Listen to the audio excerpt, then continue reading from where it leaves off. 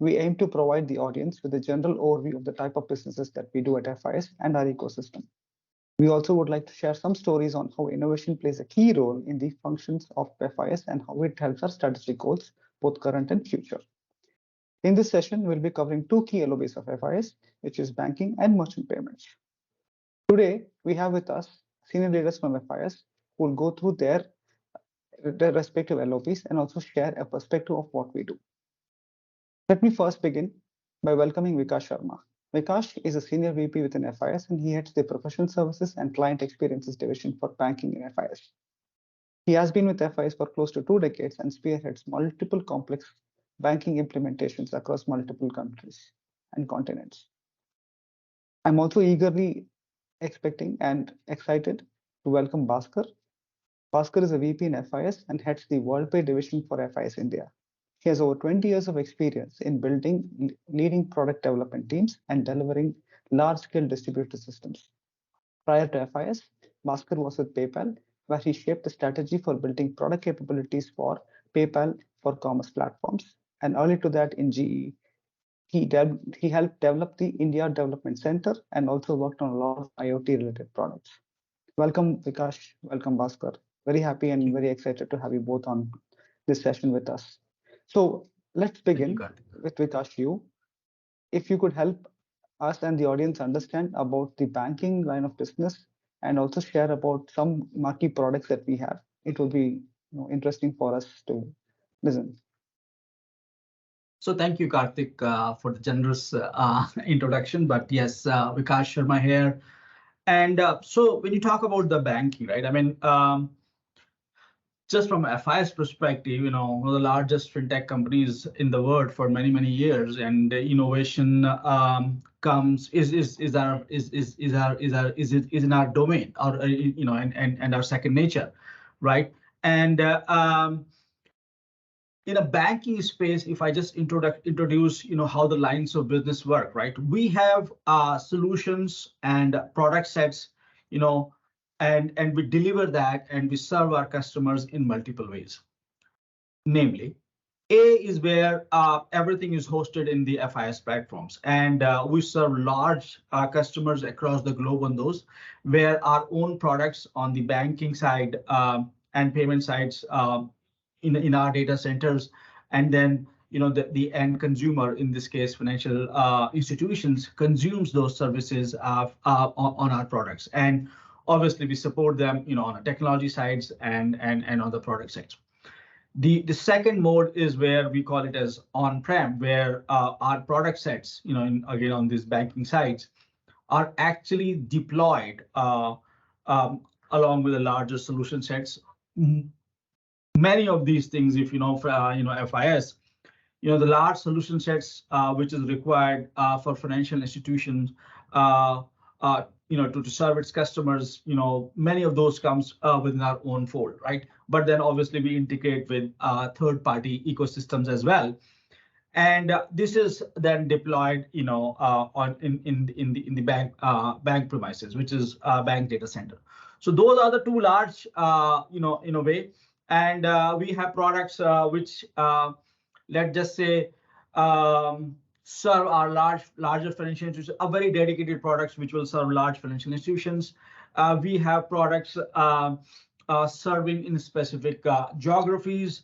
We also have products which serve, again, specific segments in the financial institutions, right? And that is how the whole ecosystem, on a banking side, you ask some of the products as well, right? I mean, Systematics is well known, serving across the globe our largest financial institutions.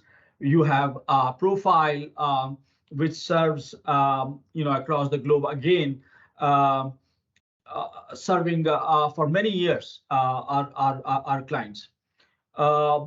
Talking, since the subject is also innovation, now as a company, we don't sit on our laurels, right? We don't have just one product in one sense, right? There's always innovation. So, and one of the way in which how we innovate is through the product roadmaps, right? Largest capex from our company goes into this, and one of our latest offering that is is out in the market now. We have 8 or 9 implementations in North America that is going, is modern banking platform that is built ground up, open cloud technologies, and you call it, multi everything, multi-tenant, multi currency, multilingual, multi-currencies, whatnot. So this is something that is the latest offering that has come from the FIS world. So Karthik, yeah, that is how I would categorize in terms of, again, and I have not named all the cores. We have got many cores in the banking. As I was saying, there are very specific to geography. For example, in Germany, we serve our clients through Cordoba platform. So this is how FIS serves our customers, very specific needs for a specific segments with a large, let's just say, products, features, functions, and scalability that we provide.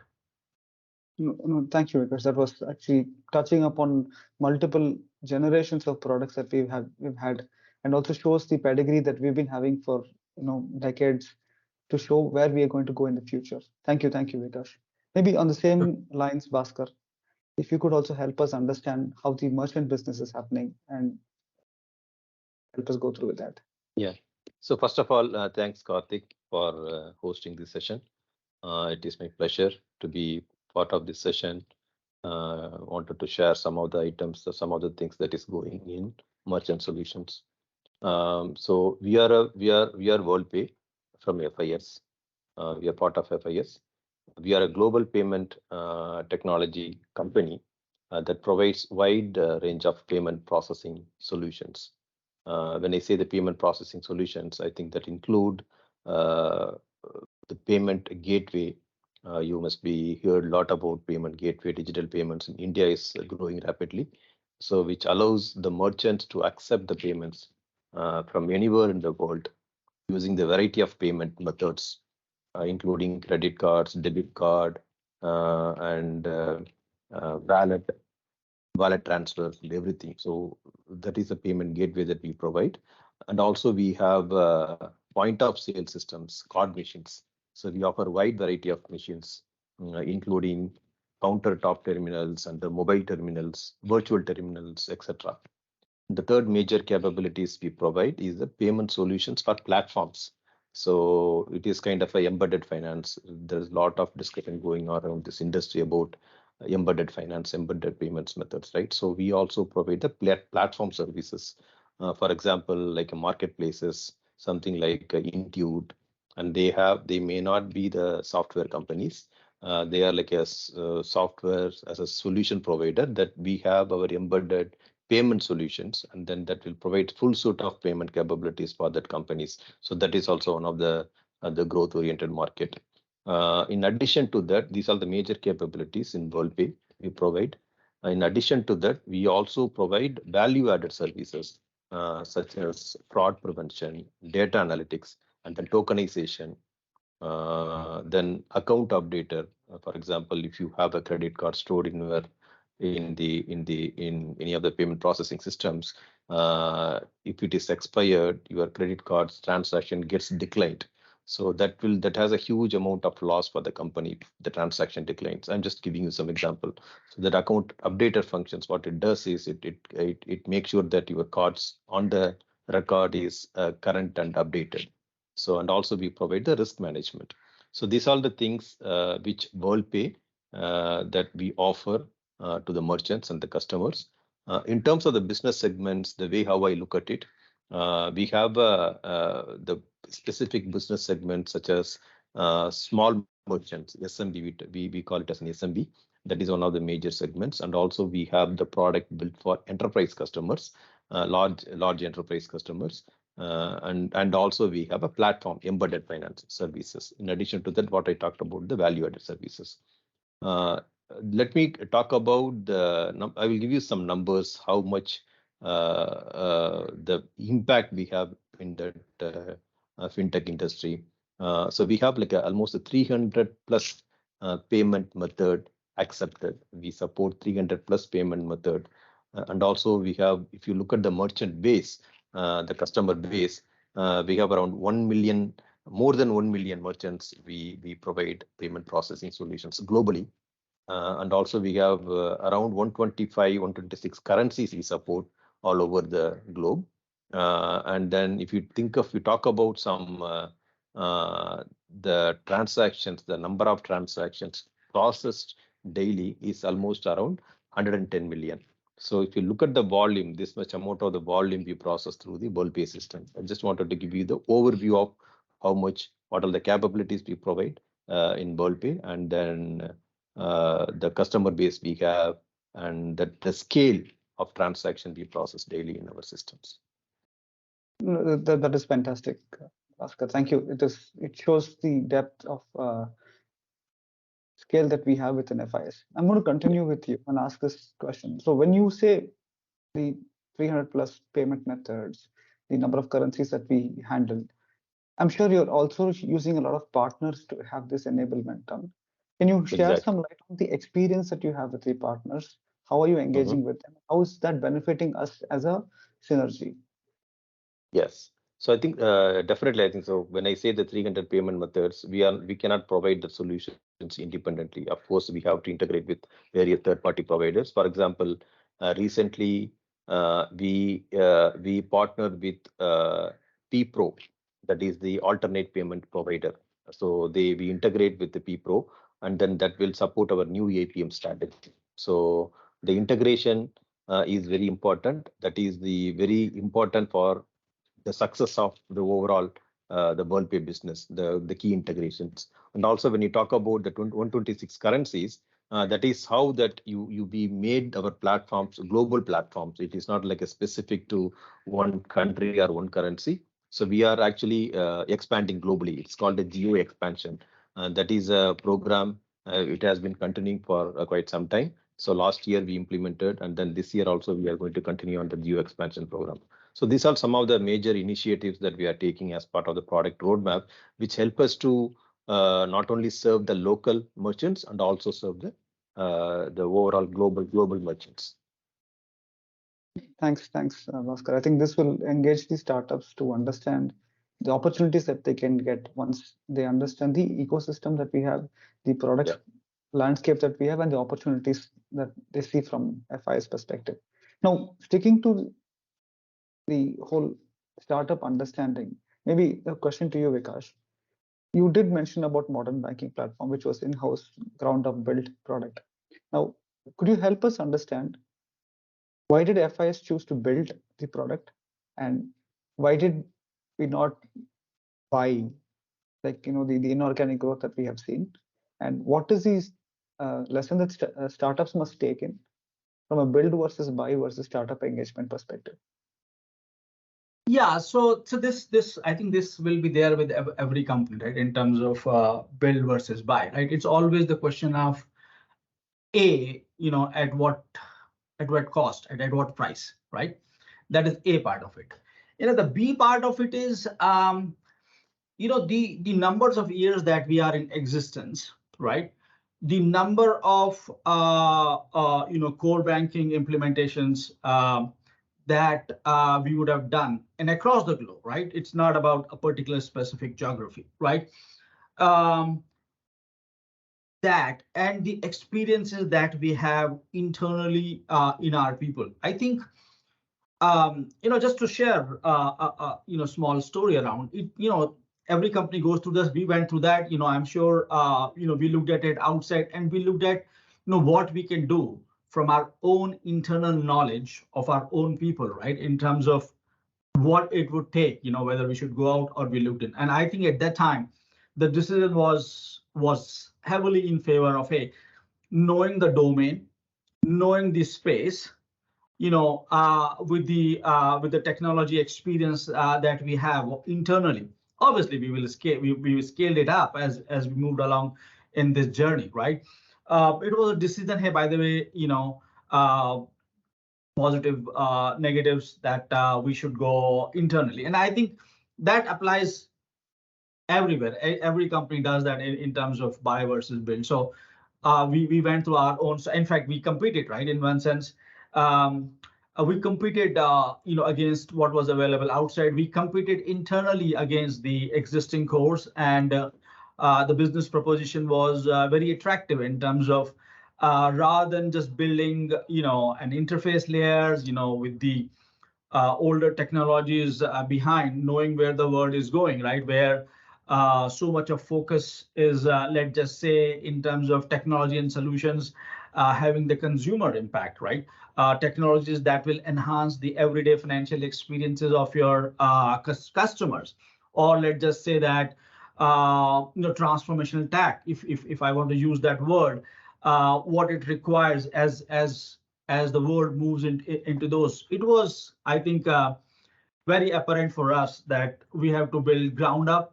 And some of the inspirations came through, non-technology industries like automotive, right? In terms of, how these automotive industries moved with a common platform, right? But with different brands. And we adopted that as a concept wise in terms of when we built the ground up.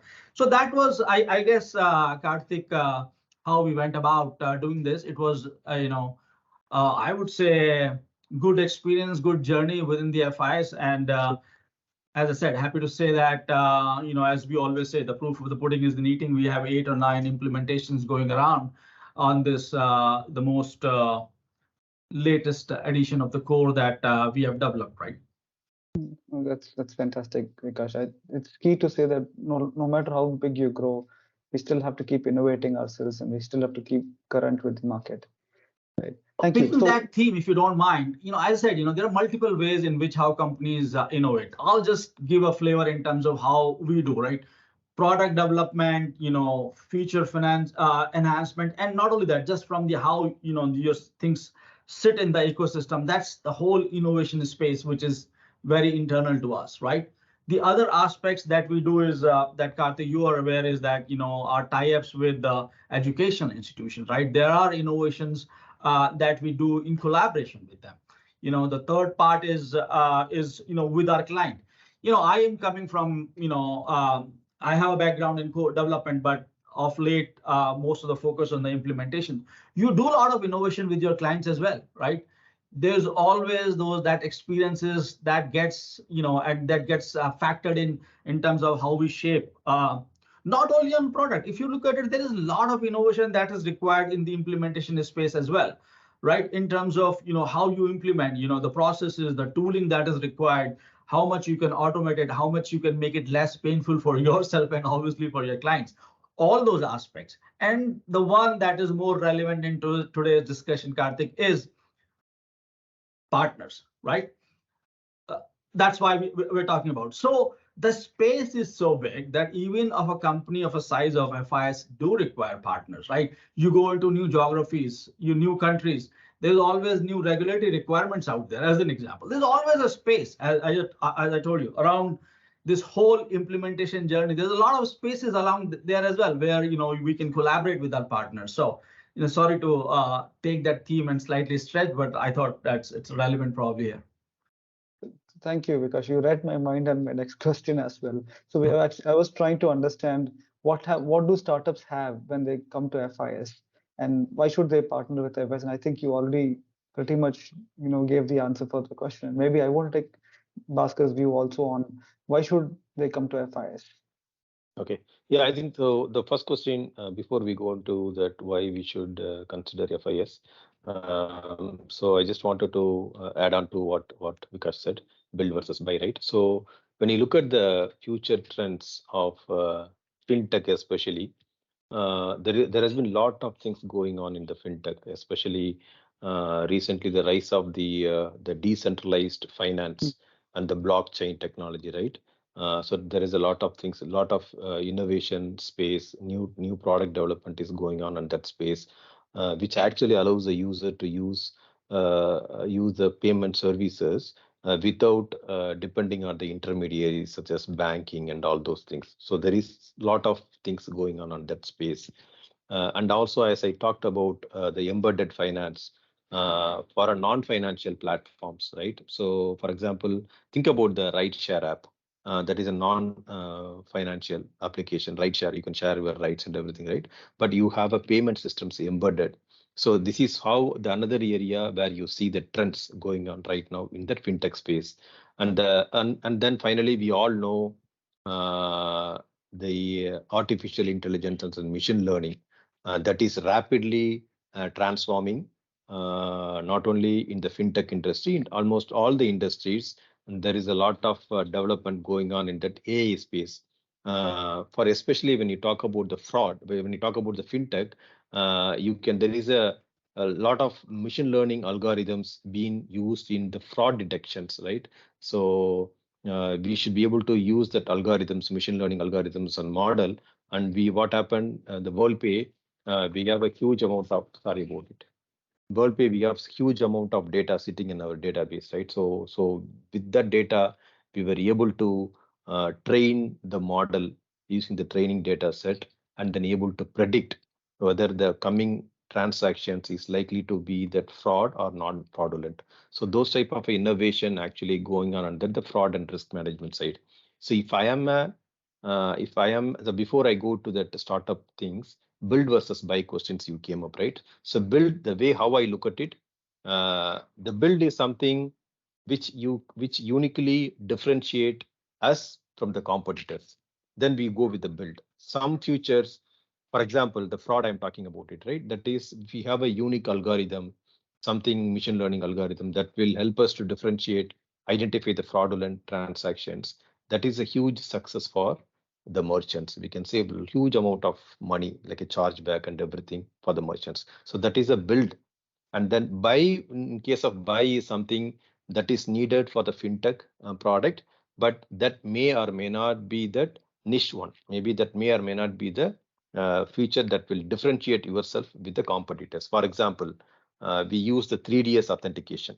3DS authentication, we use the third party, right? We will call those services that will check whether that particular transaction is, we'll send the OTP to the user, then OTP validate whether they are the right users for using the transaction, they are using the credit cards, all those basic checks, we will have to do that. So those kind of services, instead of building it, we can, a lot of services available in the market, then we go out and then buy it from outside. So this is how Bhaskar, just we, I'll interject you for a second. So that's a good point, Karthik, because if you look, anybody who's in this space, you look at core bank, right?